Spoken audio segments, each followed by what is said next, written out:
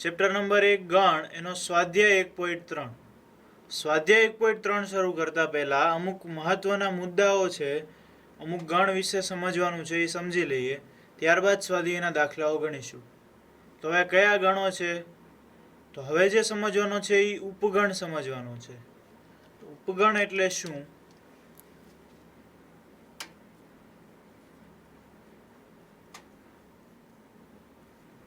ઉપગણને ઇંગ્લિશમાં કહેવાય સબસેટ, અને એની નિશાની છે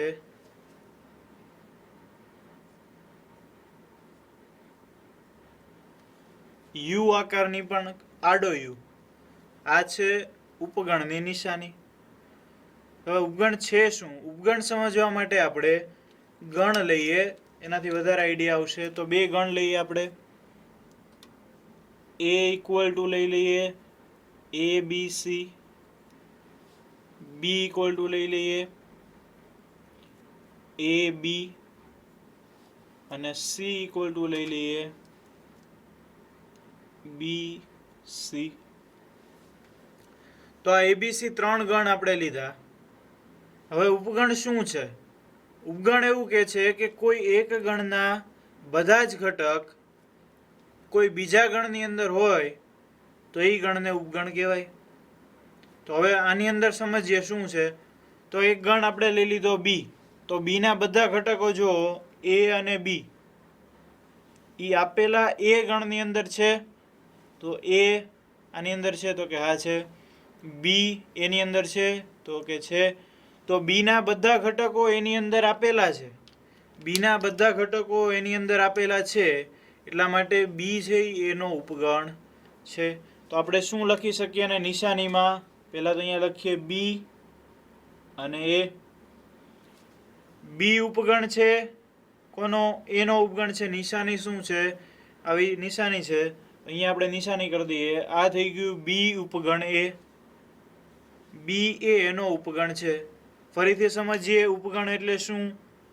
તો કે કોઈ પણ એક ગણના બધા ઘટકો કોઈ બીજા ગણની અંદર આવતા હોય તો આપેલો ગણ એ તે ગણનો ઉપગણ છે. હવે એવું જ તો અહીંયા આપણે સી લીધો છે. તો સીના બધા ઘટકો જોવો તો સીના બધા ઘટકોમાં એક છે બી. તો બી એની અંદર આપેલો છે. બીજો ઘટક છે સી. તો સી એની અંદર આપેલો છે. તો આપણે આવું પણ લખી શકીએ કે સી ઉપગણ એ.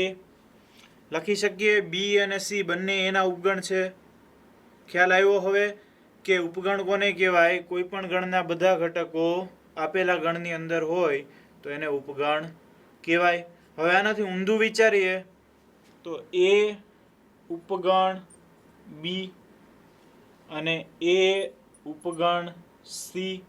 આવું છે કે નહીં? ચેક કરીએ આપણે. એ ઉપગણ બી એના બધા ઘટકો જુઓ. એ તો કે એ બીમાં છે. પછી બી તો એ પણ બીમાં છે. પણ સી છે એ બીની અંદર નથી. આપણે શરત શું છે કે બધા ઘટકો એની અંદર આવી જવા જોઈએ, પણ બધા ઘટકો આવતા નથી. એટલે કે એ ઉપગણ બી નથી. તો એ ઉપગણ બી નથી એવું દર્શાવવા માટે આ ઉપગણની નિશાની ઉપર આમ લીટો મારી દો એટલે થઈ જશે એ બીનો ઉપગણ નથી.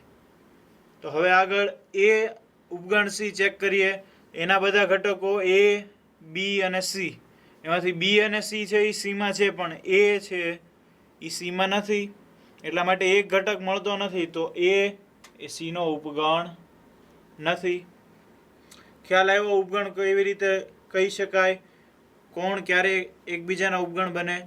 હવે કોઈ પણ ગણ આપેલો છે એના ઉપગણ તમને લખવાના કીધા છે, તો એ કઈ રીતે લખી શકાય? તો એક ગણ આપેલો છે તમને, ધારો કે P equal to 1 2. P equal to 1,2 આવું આપેલું છે. તો આના ઉપગણો તમને લખવાના કીધા છે. તો કોઈ પણ ગણના ઉપગણો લખતા પહેલા બે વસ્તુ ખાસ યાદ રાખવાની. શું એ યાદ રાખવાનું?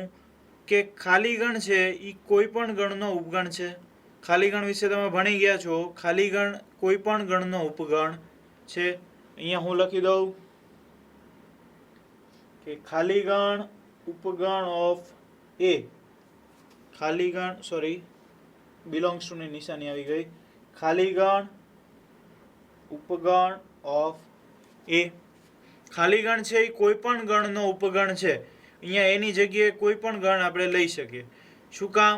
તો કે ખાલી ગણની અંદર કોઈ ઘટક જ નથી. ખાલી ગણની અંદર કોઈ ઘટક ન હોવાથી તે દરેક ગણનો ઉપગણ છે. એટલે ખાલી ગણ ઉપગણ ઓફ એ કોઈ પણ ગણનો ઘટક કોઈ પણ ગણનો ઉપગણ એ ખાલી ગણ છે. સાથે સાથે બીજું શું છે કે કોઈ પણ ગણ એ પોતાનો ને પોતાનો ઉપગણ છે. બીજો અહીંયા મુદ્દો હું લખું, એ ઉપગણ એ કોઈ પણ ગણ એ પોતાનો ને પોતાનો ઉપગણ છે. હવે અહીંયા તમે જો એ લીધું છે, એ બી અને સી, તો એના બધા ઘટકો એની અંદર આવે જ છે. બી ના બધા ઘટકો બી ની અંદર આવેલા જ છે. એવી રીતે સી ના બધા ઘટકો સી ની અંદર આવેલા જ છે. તો કોઈ પણ ગણ એ પોતાનો ને પોતાનો ઉપગણ છે. તો આ બે મુદ્દા યાદ રાખ્યા પછી હવે આપણે આપેલો જે ગણ છે એના ઉપગણ લખીએ. તો સૌથી પહેલા ખાલી ગણ એ દરેક ગણનો ઉપગણ છે. તો અહીંયા લખી નખાય ખાલી ગણ.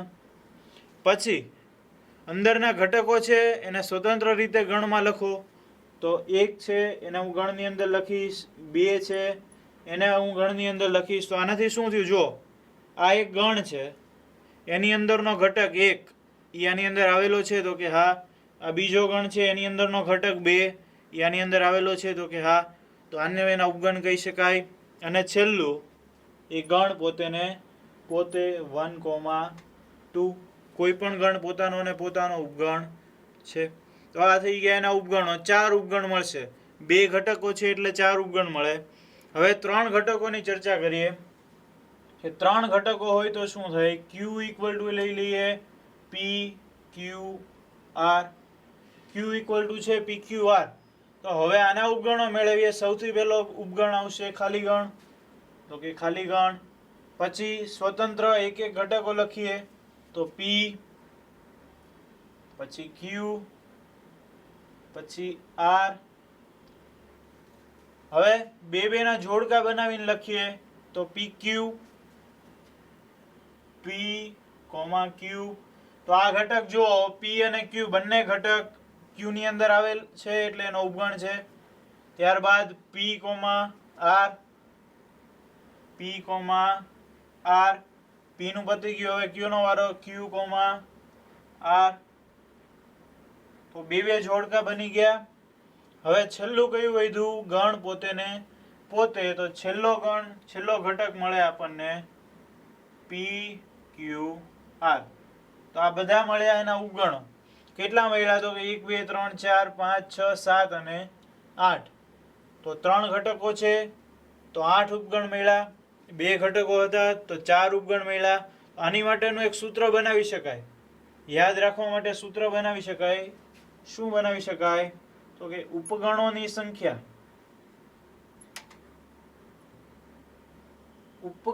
સંખ્યા ઇક્વલ ટુ 2n. ઉપગણોની સંખ્યા ઇક્વલ ટુ 2n. આવું સૂત્ર છે.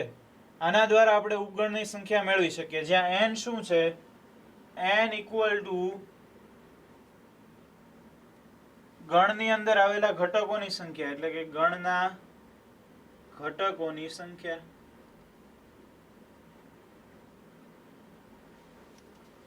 n ઇક્વલ ટુ ગણના ઘટકોની સંખ્યા. તો હવે જુઓ તો અહીંયા સાચું છે કે નથી? અહીંયા બે ઘટકો છે. 2 ની 2 ઘાત 2 નો સ્ક્વેર એટલે 4 ઘટકો મળ્યા. એવી રીતે અહીંયા 3 ઘટકો છે તો 2 ની 3 ઘાત એટલે કે 8. તો 8 ઘટકો મળ્યા. તો આ સૂત્ર સાચું છે. બરાબર છે. આ સૂત્રનો ઉપયોગ વારંવાર તમે કરી શકો. MCQ ની અંદર પૂછાય છે ઘણી વખત. ખાસ યાદ રાખવું કે ઉપગણોની સંખ્યા મેળવવા માટેનું સૂત્ર 2n. તો આ થઈ ઉપગણની વાત. હવે ઉપગણ ઉપરથી એક બીજો ગણ છે ઘાતગણ. તો એ ઘાતગણ સાથે સાથે સમજી લઈએ. ઘાતગણ એને ઇંગ્લિશમાં કહેવાય પાવર સેટ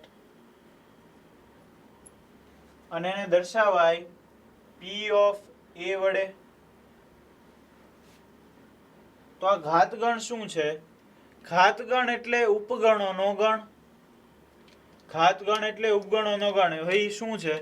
તો અહીંયા તમે જો P1,2 છે તો એના ઉપગણો કેટલા મળ્યા? 4 મળ્યા. એ 4 ને તમે ગણની અંદર મૂકી દેશો એટલે તમને મળી જશે P ઓફ A. બરાબર. અહીંયા આપણે Q માટે મેળવીએ. આ Q છે તો Q equal to PQR, PQ અને R. એના ઉપગણો છે એ આપણે લખી નાખીએ અહીંયા ફરીથી phi P Q R PQ PR QR અને PQR. આ આપણે લખી નાખ્યા એના ઉપગણો. હવે એના જે ઉપગણો મળ્યા એને એક ગણની અંદર મૂકી દો તો આ જે મળે એ મળી જશે આપણને ઘાત ગણ એટલે કે P of Q. બરાબર છે, P of Q. અહીંયા Q આપેલો છે એટલા માટે Q નો ઘાત ગણ. ખ્યાલ આવ્યો? કોઈ પણ ગણના ઉપગણોને તમે ગણની અંદર મૂકી દો એટલે એ તમને મળી જશે ઘાત ગણ.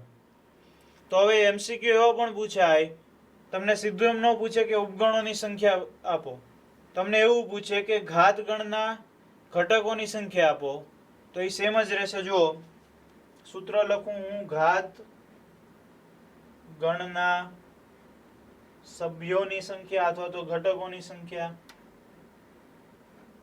ઘાત ગણના સભ્યોની સંખ્યા એને કહેવાશે number of P of A અથવા તો અહીંયા Q આપેલું છે એટલે P of Q, number of P of Q. તો એનું સૂત્ર શું થશે? તો જો અંદર ઘટકો કેટલા છે, જેટલા Q ના ઉપગણો છે એટલા જ એની અંદર ઘટકો છે, એટલા માટે આને લખી શકાય આપણે 2n. ખ્યાલ આવી ગયો? એટલે કે તમને કદાચ એવો સવાલ પૂછે કે ઘાત ગણના સભ્યોની સંખ્યા અથવા તો number of P of A, તો સૂત્ર શું વાપરવાનું? 2n. તો આખી વાત હતી ઉપગણ અને ઘાત ગણની. હવે આપણે આગળ સમજીએ. તો હવે આપણે સમજવાનું છે સાર્વત્રિક ગણ. સાર્વત્રિક ગણ શું છે? જેને કોઈને પણ માહિતી ન હોય એની માટે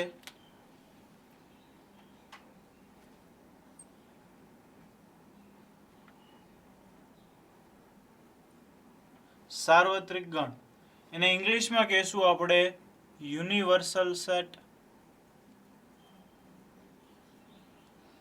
અને એને દર્શાવાશે કેપિટલ U વડે. હવે આ સાર્વત્રિક ગણ શું છે? તો સાર્વત્રિક ગણ સમજવા માટે આપણે ગણના ઉદાહરણ લઈએ. ઉદાહરણ દ્વારા સમજીએ એટલે ખ્યાલ આવશે.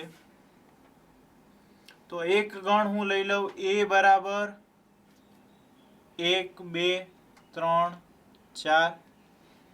B બરાબર હું લઈ લઉં 4 5 6 7. અને C બરાબર લઈ લઉં 8 9 અને 10.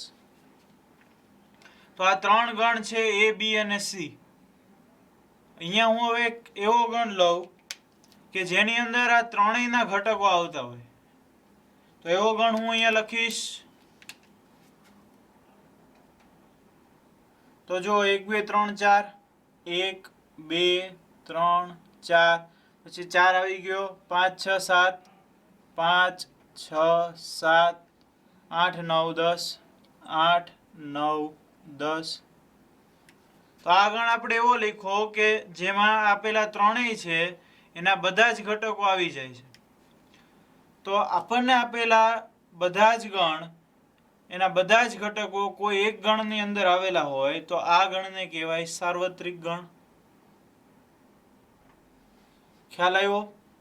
સાર્વત્રિક ગણ કોને કહેવાય? કે આપણને અહીંયા જેટલા આપેલા છે, જો અહીંયા 3 ગણ આપેલા છે, તો આપણને જેટલા ગણ આપેલા હોય એ બધા જ ગણ કોઈ એક ગણના ઉપગણ હોય એવું કહી શકાય. કારણ કે આના બધા જ ઘટકો આ ગણની અંદર આવે છે એટલે આ ત્રણેય ગણ એ U ના ઉપગણ છે. U ના ઉપગણ છે એટલે કે એ સાર્વત્રિક ગણ છે. તો આપેલા બધા જ ગણ જે ગણના ઉપગણ હોય એ ગણને આપણે કહીશું સાર્વત્રિક ગણ. અથવા તો આપેલા બધા ગણના બધા ઘટકો કોઈ એક ગણની અંદર આપેલા હોય તો એને કહેવાય સાર્વત્રિક ગણ. તો આ થઈ સાર્વત્રિક ગણની વાત. હવે એક મહત્વનો ટોપિક છે અંતરાલ. અંતરાલ વિશે ખાસ સમજવું પડે. તો જો અહીંયા હવે અંતરાલ વિશે સમજીએ. અંતરાલને ઇંગ્લિશમાં કહેશું ઇન્ટરવલ.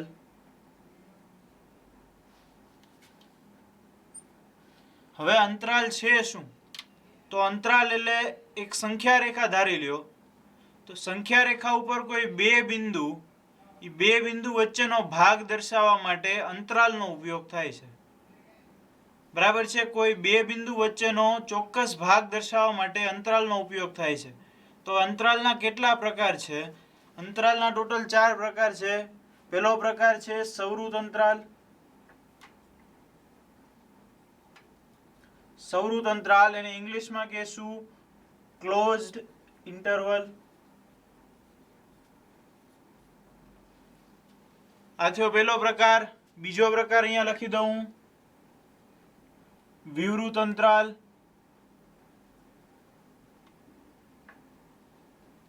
એને કહેશું ઓપન ઇન્ટરવલ. તો આ બે મુખ્ય છે, સૌરુત અંતરાલ અને વિવૃત અંતરાલ. હવે આ બંનેની મદદથી બીજા બે અંતરાલ આવે છે, સૌરુત વિવૃત અંતરાલ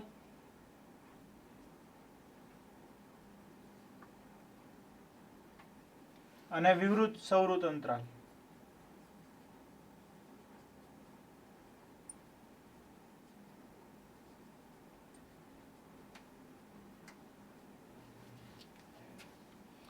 બરાબર છે? આને કહેવાય સૌરુત એટલે ક્લોઝડ, વિવૃત એટલે ઓપન. તો ક્લોઝડ ઓપન ઇન્ટરવલ ને આ ઓપન ક્લોઝડ ઇન્ટરવલ. એ લખવાની જરૂરિયાત નથી. હવે તમને એમ થશે આ છે શું? તો સૌરુત અંતરાલને કેવી રીતે દર્શાવાય એ હું અહીંયા લખીશ. સૌરુત અંતરાલ કોઈ બે બિંદુ આપણે લઈ લઈએ એ અને બી. આ મેં લખ્યું અહીંયા એ બી. આ જે મોટો કૌંસ છે, ચોરસ કૌંસ, એને આપણે કહીશું સૌરુત અંતરાલ. વિવૃત અંતરાલની અંદર, તો વિવૃત અંતરાલમાં એ કોમા બી એ બિંદુ એમને રહેવા દઈએ. અહીંયા આપણે નાનો કૌંસ અથવા તો સાદો કૌંસ કરી નાખીએ એટલે એ થઈ ગયો વિવૃત અંતરાલ. હવે આ જે દર્શાવ્યું આપણે એ શું દર્શાવે છે અહીંયા? તો એને હું લખીશ કે x જ્યાં x અથવા તો x જ્યાં a less than or equal to x less than or equal to b. x જ્યાં a less than or equal to x less than or equal to b એટલે x છે એ અને b ની વચ્ચે છે અને a b એ r માંથી કોઈ પણ હોઈ શકે છે એટલે કે ab belongs to r. હવે સરળતાથી સમજવા માટે એક સંખ્યા રેખા લઈ લઉં હું. આ સંખ્યા રેખા છે, એમાં આ બાજુ આવશે ઇન્ફાઇનાઇટ માઇનસ ઇન્ફાઇનાઇટ, આ બાજુ પ્લસ ઇન્ફાઇનાઇટ. હવે આ આર દર્શાવતી સંખ્યા રેખા છે એટલે કે બધી જ વાસ્તવિક સંખ્યા આ સંખ્યા રેખા ઉપર આવી જાય છે. કોઈ એક બિંદુ હું લઈ લઉં a, કોઈ એક બીજું બિંદુ લઈ લઉં હું b. આ a અને b. હવે આની વચ્ચેનો ભાગ આપણે દર્શાવવો છે તો એ દર્શાવીએ a અને b વચ્ચેનો ભાગ. તો આ લાઈન કરી દઉં હું અહીંયા. તો આ a અને b વચ્ચેનો ભાગ. હવે a બિંદુ અને b બિંદુ લેવાનું કે નહીં લેવાનું? તો અહીંયા જુઓ તમે ઇક્વલ ટુ આપેલું છે બંને જગ્યાએ. ઇક્વલ ટુ આપેલું છે એટલે a અને b બંને બિંદુ લેવાના. હવે જ્યારે બિંદુ આપણે લેવાના હોય ત્યારે અહીંયા આપણે ઘાટું મીંડું કરીએ. બરાબર છે? જ્યારે આપણે એ બિંદુ લેવાનો હોય ત્યારે એની ઉપર આવી રીતે ઘાટું મીંડું કરવાનું. તો આ a અને b વચ્ચેનો ભાગ લીધો અને a b બંને બિંદુ પણ આવી ગયા. તો એને કહેવાશે આ સૌરુત અંતરાલ. ખ્યાલ આવ્યો? હવે વિવૃત અંતરાલ સમજીએ. તો વિવૃત અંતરાલમાં શું છે? એમાં એક નાનો એવો ફેર છે કે x જ્યાં a less than x less than b ab belongs to r. અહીંયા જો ઇક્વલ ટુ નથી આવતું, અહીંયા ઇક્વલ ટુ છે, આમાં ઇક્વલ ટુ નથી. તો આને સંખ્યા રેખા ઉપર દર્શાવવું હોય તો કેમ દર્શાવાય? આ એક સંખ્યા રેખા માઇનસ ઇન્ફાઇનાઇટ પ્લસ ઇન્ફાઇનાઇટ, એની ઉપર બે બિંદુ દર્શાવી દઈએ a અને b. તો હવે આની અંદર જો a અને b વચ્ચેનો પ્રદેશ જ આવે છે એટલે આપણે દર્શાવવાનો a અને b વચ્ચેનો પ્રદેશ. તો આ a અને b વચ્ચેનો પ્રદેશ દર્શાવ્યો. હવે જો a અને b લેવાના નથી, ઇક્વલ ટુ આપેલા નથી, જ્યારે એ બિંદુ લેવાના ન હોય ત્યારે આપણે તે આવી રીતે એક પોલું મીંડું કરશું. અહીંયા શું કર્યું હતું, એ મીંડું છે ને ઘાટું કરી દીધું હતું, અને અહીંયા એ મીંડું લેવાનું નથી એટલે આવી રીતે પોલું મીંડું રાખ્યું છે. બરાબર છે. તો આ બંને થઈ ગયા સૌરુત અને વિવૃત અંતરાલ. ખાસ યાદ રાખજો, સૌરુત અંતરાલ એટલે કોઈ બે બિંદુ, આપણે બિંદુ લઈ લઈએ ઉદાહરણ તરીકે કે 1,2 આવું આપ્યું છે. 1,2 તો 1 અને 2 વચ્ચેની બધી સંખ્યાઓ, 1 અને 2 વચ્ચેની બધી સંખ્યાઓમાં 1, પછી 1.1, 1.2, 1.3, 1.99, 1.999 બધી જ સંખ્યાઓ આની અંદર આવી જશે, અને 1 અને 2 પણ આવી જશે. આને આપણે લખવું હોય તો આવી રીતે લખી શકાય કે 1 less than or equal to x less than or equal to 2. તો હવે આને તમે સમજી શકો 1 less than or equal to x less than or equal to 2. હવે એવું જ અહીંયા બિંદુ લઈએ આપણે તો 1,2 વિવૃત અંતરાલમાં, વિવૃત અંતરાલમાં તો આને લખવું હોય તો કેમ લખાય, 1 less than x less than 2. અહીંયા શું હતું કે આપણે 1 અને 2 લેવાના હતા, આની અંદર 1 અને 2 લેવાના નથી, એની વચ્ચેની બધી જ સંખ્યાઓ આવી જશે. હવે આ બાકીના બે સમજીએ, સૌરુત વિવૃત અંતરાલ અને વિવૃત સૌરુત અંતરાલ. તો એમાં સિમ્પલ છે. જો સૌરુત અંતરાલ એટલે શું, તો કે મોટો કૌંસ, અને વિવૃત અંતરાલ એટલે કે નાનો કૌંસ. તો પહેલા બિંદુ a, b એમને રહેવા દો. પહેલા સૌરુત અંતરાલ છે એટલે સૌરુત અંતરાલનો મોટો કૌંસ, પછી વિવૃત અંતરાલ છે એટલે વિવૃત અંતરાલનો નાનો કૌંસ. તો આ થઈ ગયું સૌરુત વિવૃત અંતરાલ. તો આને કેમ દર્શાવાય, તો a less than or equal to x less than b. જો મોટો કૌંસ છે સૌરુત અંતરાલ એટલે કે a લેવાનો, એટલે અહીંયા આપણે કર્યું ઇક્વલ ટુ, અને b માં વિવૃત અંતરાલ છે એટલે કે b નથી લેવાનો એટલે અહીંયા ઇક્વલ ટુ કર્યું નથી. સાવ સિમ્પલ છે. જો સંખ્યા રેખા દોરવી હોય તો આમાં પણ દોરી શકાય. માઇનસ ઇન્ફાઇનાઇટ, ઇન્ફાઇનાઇટ, a અને b. તો હવે a અને b વચ્ચેનો ભાગ લેવાનો જ છે એટલે a b વચ્ચેનો ભાગ એમને દર્શાવો. a લેવાનો છે એટલે a ઉપર ઘાટું મીંડું, અને b લેવાનો નથી એટલે b ઉપર પોલું મીંડું. ખ્યાલ આવ્યો? હવે આ જ ઉદાહરણ આમાં પણ લઈએ તો આ ઉદાહરણ આવું બનશે, સૌરુત અંતરાલ 1, 2 વિવૃત અંતરાલ. તો આને કેમ લખાય, 1 less than or equal to x less than 2. અને છેલ્લો એ આનાથી ઉલટો છે, વિવૃત સૌરુત, એટલે વિવૃત અંતરાલ પહેલો આવશે અને સૌરુત અંતરાલ પછી આવશે. તો a, b એમને પહેલા વિવૃત અંતરાલ અને પછી સૌરુત અંતરાલ. અને લખવું હોય તો a less than x less than or equal to b, a less than x less than or equal to b. આને સંખ્યા રેખા ઉપર દર્શાવવું હોય તો એક સંખ્યા રેખા દોરી નાખીએ. માઇનસ ઇન્ફાઇનાઇટ, ઇન્ફાઇનાઇટ, a અને b.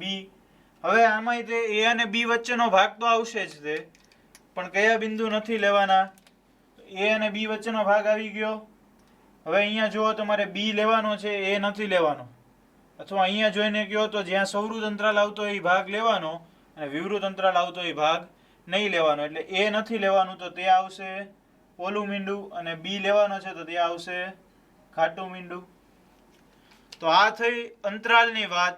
ખાસ યાદ રાખજો, ખૂબ જ સરળ છે. 4 અંતરાલ, ચારે 4 અંતરાલ લગભગ એક સરખા, એમાં કોઈ પણ બે બિંદુ વચ્ચેનો ભાગ આવશે જ. તે ખાલી અલગ ક્યાં પડે છે કે એ બિંદુ આપણે લેવાનું છે કે નથી લેવાનું, એના દ્વારા 4 અંતરાલ પડે છે. ખ્યાલ આવી ગયો? તો હવે સ્વાધ્યાયના દાખલાની ગણતરીઓ કરીએ.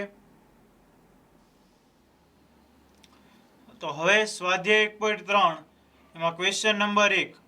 ક્વેશ્ચન નંબર 1 એવો છે, નીચેના વિધાનો સત્ય બને તે રીતે ખાલી જગ્યામાં સંજ્ઞા ઉપગણ છે અથવા ઉપગણ નથી, પૂરો. હવે અહીંયા અમુક આપણને પ્રશ્ન આપ્યા છે, બંને બાજુ ગણ છે ને વચ્ચે ખાલી જગ્યા આપી છે. તો એ ગણ એકબીજાના ઉપગણ છે કે નહીં આપણે ચકાસવાનું છે. ઉપગણ શું છે એની માહિતી હવે તમે મેળવી લીધી છે. તો આપણે દાખલાઓ જોઈએ. એમાં પહેલો દાખલો છે કે 2, 3, 4 ખાલી જગ્યા 1, 2, 3, 4, 5. હવે 2, 3 અને 4 એ ત્રણેય ઘટકો સામેનો જે ગણ છે 1 થી 5 એની અંદર આવી ગયા છે. બધા જ ઘટકો એ ગણની અંદર આવેલા છે એટલે આપેલો ગણ એ ગણનો ઉપગણ છે. અહીંયા આપણે લખવું પડશે ઉપગણ છે. પછી બીજો ક્વેશ્ચન જોઈએ તો બીજા ક્વેશ્ચનમાં A B C અને બીજો ગણ છે B C D. તો આના B અને C ઘટકો છે એ ઓલા ગણની અંદર આવી જાય છે, પરંતુ A આવતો નથી. બધા ઘટકો એ ગણની અંદર આવતા ન હોવાથી એને ઉપગણ કહી શકાય નહીં. તો અહીંયા આપણે કહી દઈએ ઉપગણ નથી. ત્યારબાદ ત્રીજો છે કે x જ્યાં x એ તમારી શાળાના ધોરણ 11 નો વિદ્યાર્થી છે. x જ્યાં x એ તમારી શાળાના ધોરણ 11 નો વિદ્યાર્થી છે અને બીજો ગણ આપ્યો છે x જ્યાં x એ તમારી શાળાનો વિદ્યાર્થી છે. હવે જે તમારા ધોરણ 11 નો વિદ્યાર્થી છે એ તમારી શાળાનો વિદ્યાર્થી કહી જ શકાય.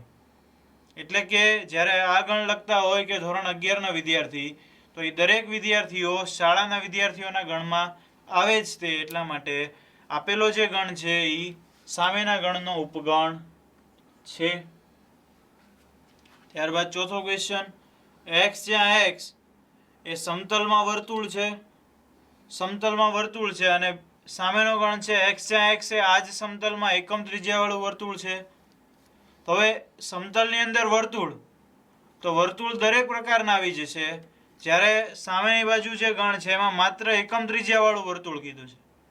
તો એકમ ત્રિજ્યાવાળું વર્તુળ છે એની અંદર બધા વર્તુળ આવી જતા નથી. પરંતુ જો આનાથી ઉલટું આપણે લઈએ, જો ધ્યાન રાખજો ક્વેશ્ચન ફેરવાઈ શકે, જો આનાથી ઉલટું લઈએ કે એકમ ત્રિજ્યાવાળા વર્તુળ છે તો એ દરેક એકમ ત્રિજ્યાવાળા વર્તુળ છે એ વર્તુળના ગણની અંદર આવી જશે. એટલે આપેલો જે ગણ છે એ આ ગણનો ઉપગણ છે, પરંતુ અત્યારે જે આપેલું છે એ છે નહીં. એટલા માટે આપણે અહીંયા લખવું પડશે ઉપગણ નથી. પછીનો ક્વેશ્ચન, x જ્યાં x એ સમતલમાં ત્રિકોણ છે. x જ્યાં x એ સમતલમાં ત્રિકોણ છે અને બીજું કીધું છે x જ્યાં x એ સમતલમાં લંબચોરસ છે. તો ત્રિકોણ અને લંબચોરસ એને કાંઈ સંબંધ છે નહીં. એટલા માટે સમતલમાં ત્રિકોણનો જે ગણ આપ્યો છે એ ત્રિકોણનો ગણ અને લંબચોરસનો ગણ એ બંને એકબીજાથી જુદા જુદા છે. એટલા માટે ઉપગણ નથી. પછીનો ક્વેશ્ચન, x જ્યાં x એ સમતલમાં સમબાજુ ત્રિકોણ છે. સમતલની અંદર આપેલા સમબાજુ ત્રિકોણ અને સામેની બાજુ આપ્યું છે x જ્યાં x એ આ જ સમતલનો ત્રિકોણ છે. તો હવે સમબાજુ ત્રિકોણ છે એ ત્રિકોણની અંદર આવી જ જાય છે.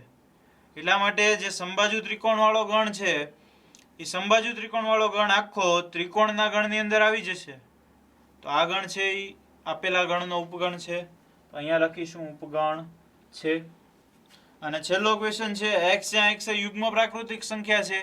યુગ્મ પ્રાકૃતિક સંખ્યાઓ 2 4 6 8 10 અનંત સુધી. અને સામે આપ્યું છે x જ્યાં x એ પૂર્ણાંક સંખ્યા છે. તો પૂર્ણાંક સંખ્યા એટલે z. તો પ્રાકૃતિક સંખ્યા છે એ z માંથી જ આવેલી છે. એટલે બધી જ યુગ્મ પૂર્ણાંક સંખ્યા, યુગ્મ પ્રાકૃતિક સંખ્યા છે એ પૂર્ણાંક સંખ્યાની અંદર આવી જશે. બરાબર છે? એટલે એને કહી દઈએ આપણે ઉપગણ છે. તો આ થઈ ગયું કોઈ પણ ગણ એકબીજાના ઉપગણ છે કે નહીં એની ચકાસણી. Question number 2. ક્વેશ્ચન નંબર 2 એમ છે કે નીચેના વિધાનો સત્ય છે કે અસત્ય તેની ચકાસણી કરો. હવે અહીંયા અમુક વિધાનો આપેલા છે, એ વિધાનો સત્ય છે કે અસત્ય એની ચકાસણી કરવાની છે. તો જોઈએ આપણે. પહેલું વિધાન એવું છે a, b ગણની અંદર a, b A b, c, a નો ઉપગણ નથી. a, b એટલે a અને b બંને ઘટક b, c, a એની અંદર આવી જાય છે. બરાબર છે? b અને a બંને આ ગણની અંદર આવી જાય છે. પણ અહીંયા એમ કીધું છે કે ઉપગણ નથી. હકીકતમાં ઉપગણ છે. ઉપગણ છે એટલા માટે આ જે વિધાન આપ્યું છે એ સત્ય નથી. બસ આટલું જ કરવાનું છે. સત્ય છે કે નહીં આપણે ચકાસવાનું છે. પછી બીજું વિધાન એવું કીધું છે a, e ગણની અંદર a અને e આપ્યા છે.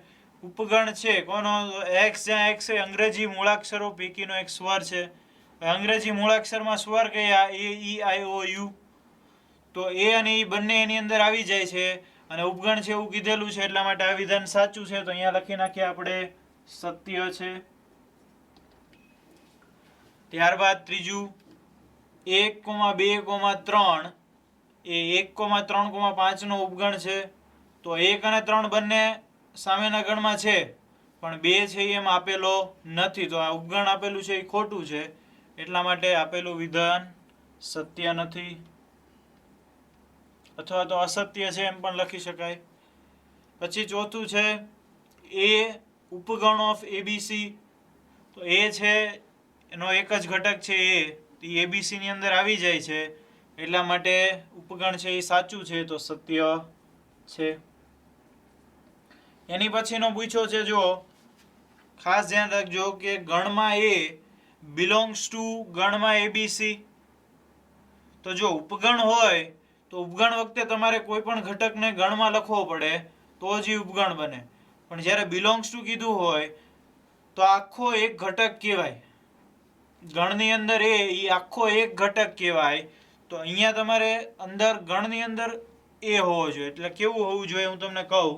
આવું હોવું જોઈએ કે ગણની અંદર એ, બી અને સી આ પ્રકારનું જો હોય તો તમે કહી શકો કે ગણમાં એ, બી અને સી એનો ઉપગણ છે. ખ્યાલ આવે છે? અહીંયા જો ગણની અંદર હોય અને બિલોંગ્સ ટુ આપેલું હોય તો આની અંદર પણ ઈ ઘટક ગણમાં હોવો જોઈએ. એટલે આ વિધાન છે અત્યારે ખોટું છે. કેવું હોવું જોઈએ? આવું આપેલું હોય કે ગણમાં એ બિલોંગ્સ ટુ, તો આ છે એ સાચું કહેવાય, કારણ કે આ એક ઘટક છે, એ ઘટક આની અંદર આપેલો છે. પણ અહીંયા તમે જુઓ એ ઘટક છે એ આમાં આપેલો નથી, એટલા માટે આ વિધાન છે એ સત્ય નથી. છેલ્લું છે x, જ્યાં x એ 6 કરતા નાની યુગ્મ પ્રાકૃતિક સંખ્યા છે. 6 કરતા નાની યુગ્મ પ્રાકૃતિક સંખ્યા 2 અને 4. 2 છે, 2 અને 4. અને સામેની બાજુ ગણ આપ્યો છે x, જ્યાં x એ 36 નો અવયવ હોય તેવી પ્રાકૃતિક સંખ્યા છે. તો 36 ના અવયવમાં 1, 2, 3, પછી 4. તો એમાં જો 2 અને 4 બંને આવી ગઈ. આગળના અવયવોની આપણે જરૂર નથી. 2 અને 4 બંને ઘટકો આપેલા ગણની અંદર આવી જાય છે, એટલે એનો ઉપગણ છે. એટલે આ જે વિધાન છે એ સત્ય છે. તો સાવ સિમ્પલ હતું. ઉપગણને સમજવા માટેનો ક્વેશ્ચન હતો. ક્વેશ્ચન નંબર 3 શું છે? તો કે a બરાબર 1, 2, પછી આખો એક ઘટક 3,4 અને 5. તો આ ગણની અંદર ટોટલ કેટલા ઘટકો છે? ભૂલ ન કરતા મિત્રો, 4 ઘટકો છે, 5 ઘટક નથી. ટોટલ 4 ઘટકો છે. કયા કયા? 1, પછી 2, પછી ત્રીજો ઘટક છે ગણની અંદર 3,4, એ આખો એક ઘટક છે, અને ચોથો ઘટક થશે 5. આમ ટોટલ 4 ઘટકો છે ગણની અંદર. તો આગળ જોઈએ, નીચેના વિધાનો પૈકી કયા વિધાનો અસત્ય છે અને શા માટે? અહીંયા જે વિધાનો આપેલા છે એ અસત્ય કયા છે અને સત્ય કયા છે એ આપણે ચકાસવાનું છે, અને જે અસત્ય હોય એની માટે આપણે કારણ આપવાનું છે. તો ખાસ એક વાત યાદ રાખજો કે ગણની અંદર કેટલા ઘટકો છે? 4 ઘટકો. હવે આપણે શરૂઆત કરીએ. પહેલું એવું છે કે 3,4 ગણની અંદર 3,4 ઉપગણ ઓફ એ. તો ગણની અંદર 3,4 ઉપગણ ઓફ એ આપ્યું છે. આ વિધાન અસત્ય છે. શું કામ? તો કે શું આપેલું હોવું જોઈએ? કાં તો આવું આપેલું હોવું જોઈએ કે ગણની અંદર 3,4 બિલોંગ્સ ટુ એ. તો જો આ આખો એક ઘટક છે, મેં તમને કીધું હતું. તો એક ઘટક એની અંદર આવેલો છે, એટલા માટે આ વિધાન સત્ય કહેવાય. અથવા તો શું હોવું જોઈએ કે ગણની અંદર 3,4 છે, એ આખો એક ઘટક છે. હવે એને ઉપગણ ઓફ એ લખવું હોય તો એના માટે એને આપણે ગણમાં લખવો પડે. આખો એક ઘટક એ ગણની અંદર આવ્યો એટલે આ ઘટક એની અંદર છે, એટલા માટે એનો ઉપગણ છે. તો આ પણ સાચું પડે. પણ આ જે આપ્યું છે એ ખોટું છે, એટલા માટે આપેલું વિધાન અસત્ય છે. અને એનું કારણમાં આવું લખી શકાય, કારણ કે 3,4 એનો ઉપગણ નથી. પછી બીજું જો 3,4 બિલોંગ્સ ટુ એ, તો મેં તમને અહીંયા કીધું કે 3,4 બિલોંગ્સ ટુ એ કહી શકાય. આપેલું વિધાન સત્ય છે. ત્યારબાદ 3,4 ગણની અંદર એની ઉપર ફરીથી ગણ ઉપગણ એ, તો એ પણ મેં તમને અહીંયા કીધું કે જો આપેલું હોય તો સત્ય છે. તો અહીંયા જે આપ્યું છે એ પણ સત્ય છે. ખ્યાલ આવ્યો? એક ક્વેશ્ચનથી 3 ક્વેશ્ચન સોલ્વ થઈ ગયા. હવે એની પછીનો એક બિલોંગ્સ ટુ એ. તો એની અંદર તમે જોઈ શકો છો કે એ એક આપેલો છે, એટલા માટે આપેલું વિધાન સત્ય છે. એની પછી એક ઉપગણ ઓફ એ.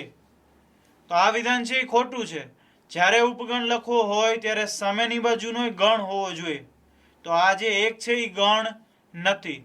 બરાબર છે? ગણ હોવો જોઈએ તો જ એ ઉપગણ બને. અહીંયા પણ એવું કહી શકાય કે ગણ નથી એટલા માટે ઉપગણ નથી. તો અહીંયા શું હોવું જોઈએ?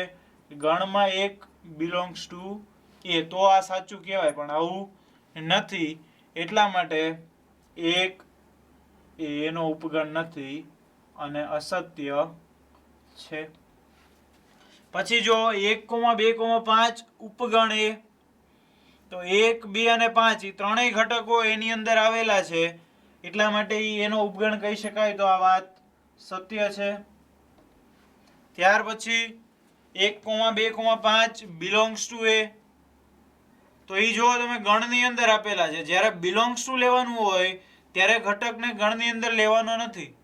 આ બે વસ્તુ ખાસ યાદ રાખજો કે બિલોંગ્સ ટુ માટે ઘટકને ગણમાં લેવાનો નથી, એ ત્યારે ઘટક જ લખવાનો.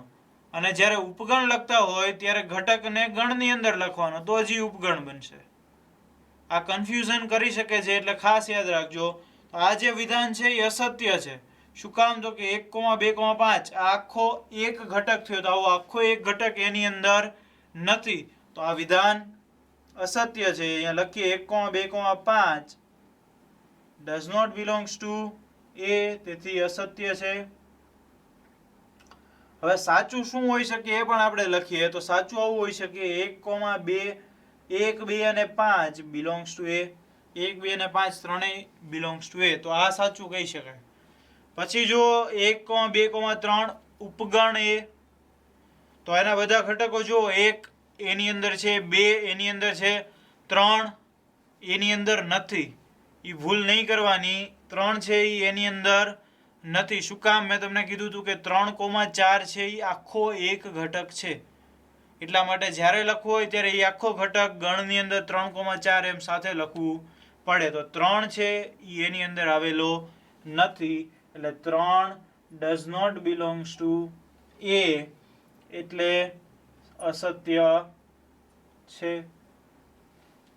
એની પછીનું 5 belongs to a. તો આમાં જો 5 ક્યાંય આવતો નથી, 5 એમાં આવતો નથી, એટલા માટે 5 belongs to a કહી શકાય નહીં. તો 5 does not belongs to a, તેથી અસત્ય છે. એની પછી 5 ઉપગણ ઓફ એ. તો આ સનાતન સત્ય છે. હંમેશા દરેક ગણનો ઉપગણ ખાલી ગણ છે, તો આ સત્ય છે. અને છેલ્લું છે કે ગણમાં 5 ઉપગણ એ. તો 5 છે એ પોતે ગણ છે, એની અંદર પાછો તમે ગણ લગાવ્યો એટલે એ એકાકી ગણ બની ગયો, એટલે પછી 5 છે એ આની અંદર હોવો જરૂરી છે. પણ એ ગણ ખાલી ગણ છે એ આની અંદર છે નહીં, એટલે આવું લખી શકાય નહીં. અહીંયા જે લખેલું છે એ બરાબર છે કે 5 ઉપગણ એ, પણ ગણની અંદર 5 ઉપગણ એ એવું લખી શકાય નહીં. તો આ વિધાન અસત્ય છે. શું કામ? તો કે અહીંયા આપણે કીધું કે 5 does not belongs to a.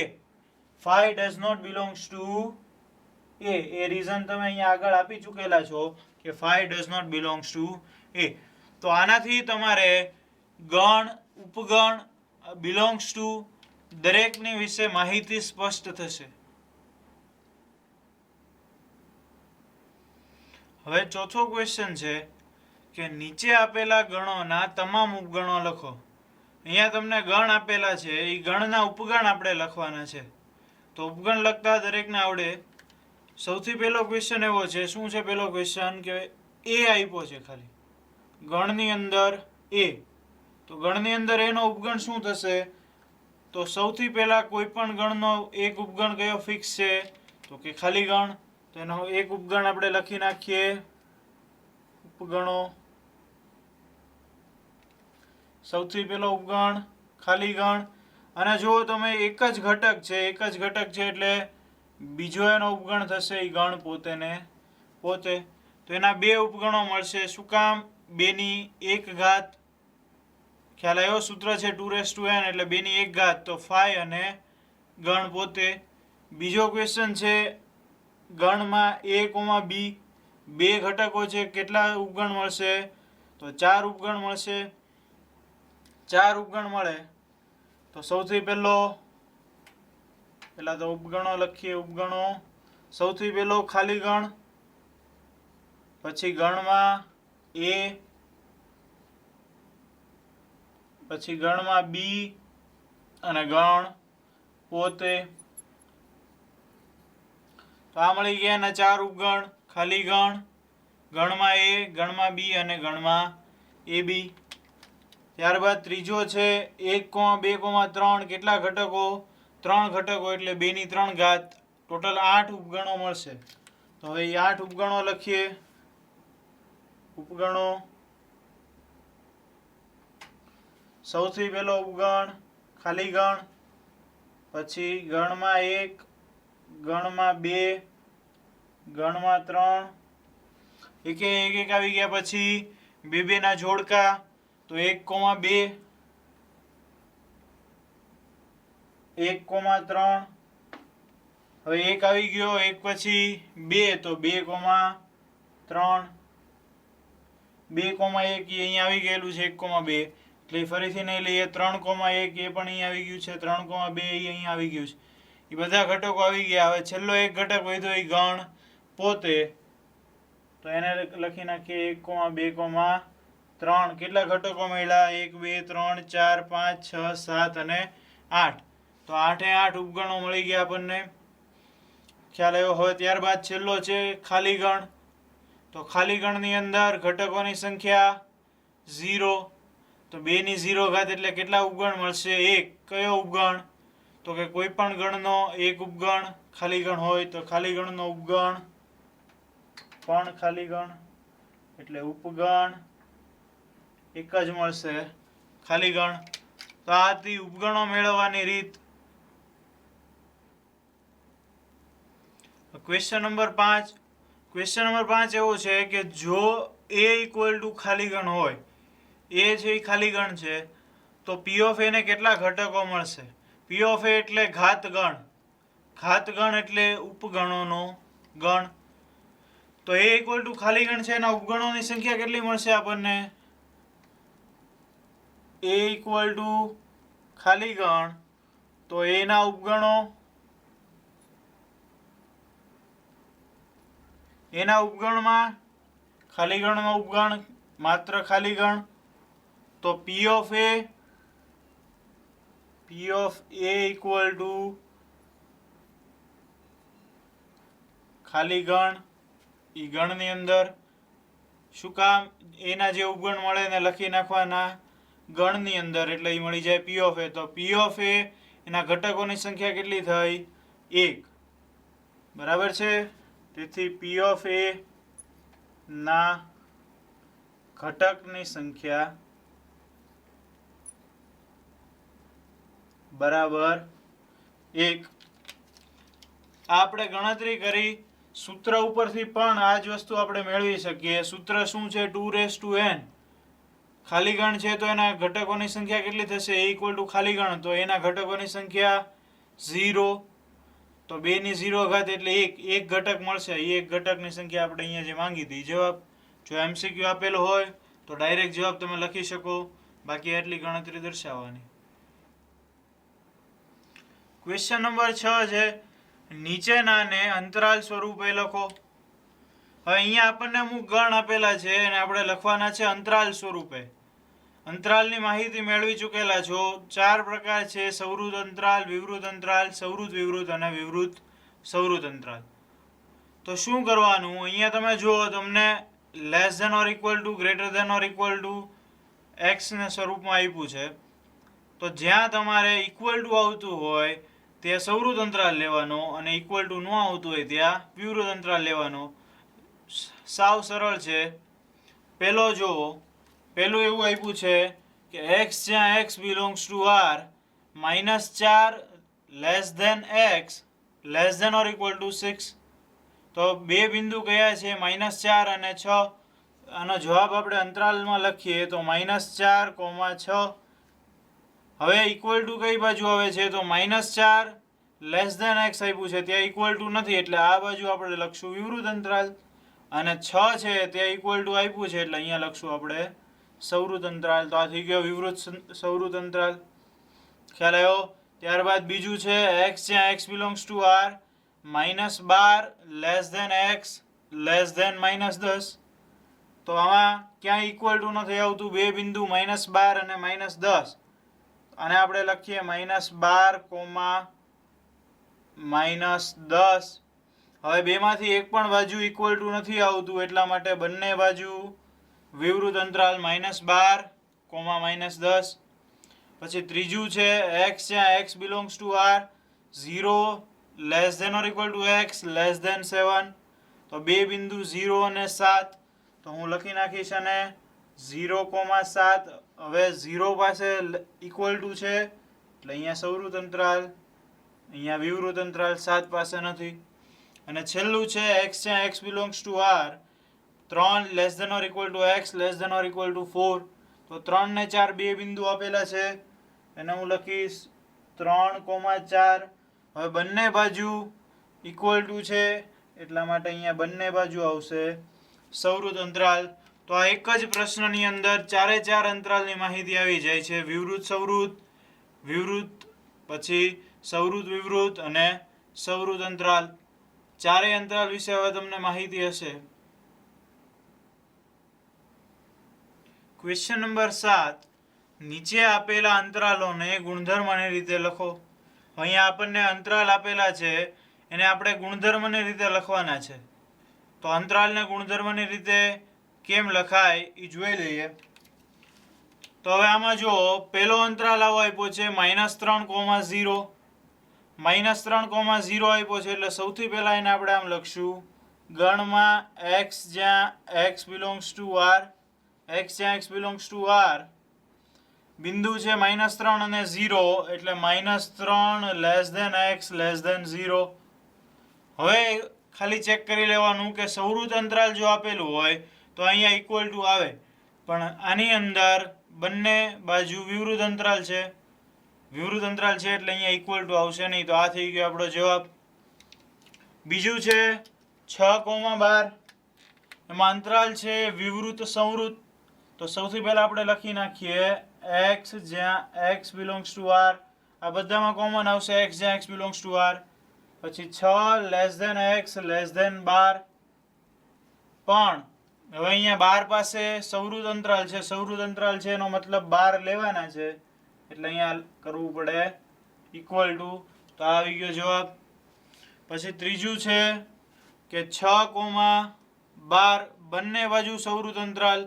તો અહીંયા તમે જ્યાં 12 પાસે ઇક્વલ ટુ કર્યું એવી રીતે 6 પાસે ઇક્વલ ટુ કરી નાખો એટલે આનો જવાબ મળી જશે x જ્યાં x belongs to r, x જ્યાં x બિલોંગ્સ ટુ r. હવે 6 less than or equal to x less than or equal to 12. તો આ મળી ગયો આનો જવાબ. છેલ્લું છે -23,5. પહેલો સવૃત અંતરાલ પછી વિવૃત અંતરાલ. તો સવૃત વિવૃત છે સૌથી પહેલા x જ્યાં x બિલોંગ્સ ટુ r -23 એટલે -23 less than x less than 5. પરંતુ હવે ચેક કરવાનું ક્યાં સવૃત અંતરાલ આપ્યો છે. તો સવૃત અંતરાલ આપેલો છે 23 આગળ એટલે અહીંયા 23 છે ને આવી જશે less than or equal to. તો આ મળી ગયો આપણને જવાબ. તો આ રીતે અંતરાલને આપણે ગુણધર્મમાં ફેરવી શકીએ. ક્વેશ્ચન 8. નીચેના વિધાનો માટે તમે કયા ગણને સાર્વત્રિક ગણ તરીકે પસંદ કરશો? હવે અહીંયા આપણને બે વિધાન આપેલા છે. એ બંને વિધાન માટે આપણે સાર્વત્રિક ગણ પસંદ કરવાનો છે. એટલે અહીંયા જે બે વિધાન છે એને આપણે બે અલગ અલગ ગણ લઈ લઈએ. તો પહેલું વિધાન એવું છે કે કાટકોણ ત્રિકોણોનો ગણ. બરાબર છે, કાટકોણ ત્રિકોણોનો ગણ. તો આને એ કહી દો a ઇક્વલ ટુ કાટકોણ ત્રિકોણોનો ગણ.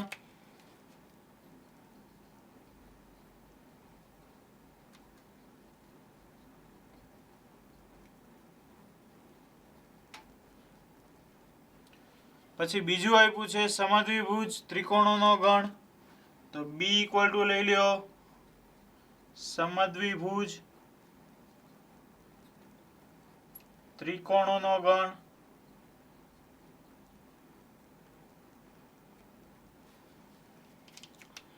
તો હવે આની માટે તમારે જ્યારે સાર્વત્રિક ગણ મેળવવાનો છે તો પહેલા જોવાનું બેયમાં સરખું શું છે.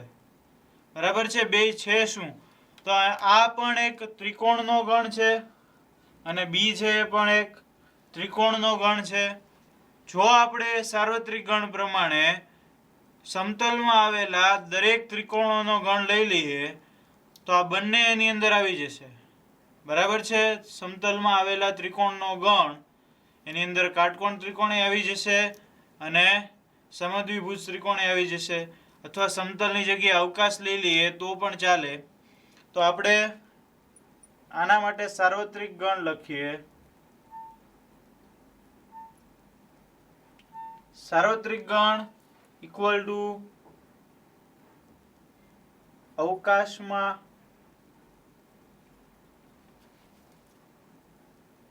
આવેલ ત્રિકોણોનો ગણ.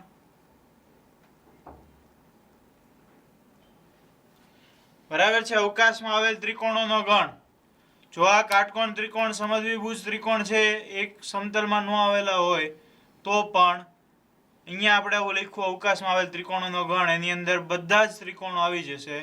કાટકોણ અને સમદ્વિભુજ બંને ત્રિકોણો આની અંદર આવી જશે. Question number 9, a equal to 1 3 5, b equal to 2 4 6 અને c ઇક્વલ ટુ 0 2 4 6 8 આપેલ ગણ છે એબીસી 3 આપ્યા છે. તો આ 3 ગણ એબીસી માટે નીચેનામાંથી કયા ગણને સાર્વત્રિક ગણ તરીકે લઈ શકાય. હવે અહીંયા તમને 4 ગણ આપેલા છે એબીસી માટે. આ 4 માંથી કયો ગણ સાર્વત્રિક ગણ તરીકે લઈ શકાય એ તમારે ચકાસવાનું છે. તો જો સૌથી પહેલા તો પહેલાની અંદર 0 1 2 3 4 5 6, પછી બીજું છે ખાલી ગણ, ત્રીજું છે 0 1 2 3 4 5 6 7 8 9 અને 10, અને ચોથું છે 1 2 3 4 5 6 7 8. તો સી તમે જુઓ તેમાં 0 2 4 6 8 આવે છે એટલે 0 આવે છે. તો સાર્વત્રિક ગણમાં ફરજિયાત 0 હોવો જોઈએ. આ છેલ્લાની અંદર જુઓ તમે 0 નથી એટલે આ નીકળી જશે. પછી બીજું છે ખાલી ગણ, તો ખાલી ગણ પણ ન હોઈ શકે એટલા માટે ખાલી ગણ ઉપર એ ચોકડી. પછી પેલું છે 0 1 2 3 4 5 6, પણ સી માં તમે જુઓ તો 8 આવે છે. 8 આવે છે આની અંદર નથી પહેલામાં, એટલે એ પણ સાર્વત્રિક ગણ ન હોઈ શકે. તો વૈધું કયું? આ એક વૈધું. ચેક કરી લઈએ. 0 2 4 6 8 બધી સંખ્યા આની અંદર આવી જાય છે. તો કે હા આવી જાય છે એટલે આખો સી એમ આવી ગયો. પછી એ છે 1 3 5, તો 1 3 અને 5 એ પણ આની અંદર આવી જાય છે. અને બી 2 4 6, તો 2 4 6 પણ આની અંદર આવી જાય છે. તો આને તમે સાર્વત્રિક ગણ લઈ શકો. બરાબર છે. ત્રીજું જે છે એ બી અને સી એનો સાર્વત્રિક ગણ બની શકે.